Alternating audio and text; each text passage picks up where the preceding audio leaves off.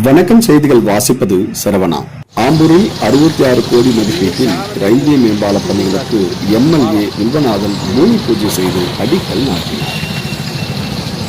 திருப்பத்தூர் மாவட்டம் ஆம்பூரில் நெடுஞ்சாலைத்துறை சார்பில் 66 கோடி மதிப்பீட்டில் ரயில்வே மேம்பாலம் அமைக்கும் பணிக்கு ஆம்பூர் சட்டமன்ற தொகுதி எம்எல்ஏ பூமி பூஜை போட்டு அடிக்கல் நாட்டினார். திருப்பத்தூர் மாவட்டம் ஆம்பூர் பேருந்து நிலையம் பைபாஸ் பகுதியிலிருந்து ரெட்டித்தோப்பு பகுதியை இணைக்கக்கூடிய ரயில்வே மேம்பாலம் அமைத்து தரக்கோரி அப்பகுதி மக்கள் பல ஆண்டுகளாக பல்வேறு கட்ட போராட்டங்களை நடத்தி வந்த நிலையில் ஆம்பூர் சட்டமன்ற தொகுதி எம்எல்ஏ வில்வநாதன் சட்டமன்றத்தில் கோரிக்கை வைத்தும் பொதுப்பணி மற்றும் நெடுஞ்சாலைத்துறை பணிகளின் அமைச்சர் ஏவா வேலு அவர்களிடம் கோரிக்கை வைத்ததின் பேரில் நெடுஞ்சாலைகள் திட்டத்தின் கீழ் சுமார் 66 கோடி மதிப்பீட்டில் ரயில்வே மேம்பாலம் அமைக்க தமிழக முதல்வர் ஸ்டாலின் ஆணை பிறப்பித்தார்.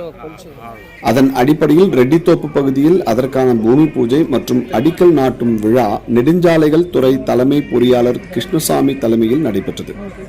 இதில் ஆம்பூர் சட்டமன்ற தொகுதி எம்எல்ஏ வில்வநாதன் கலந்து கொண்டு ரயில்வே மேம்பாலம் அமைப்பதற்கான பூமி பூஜை செய்து அடிக்கல் நாட்டினார்.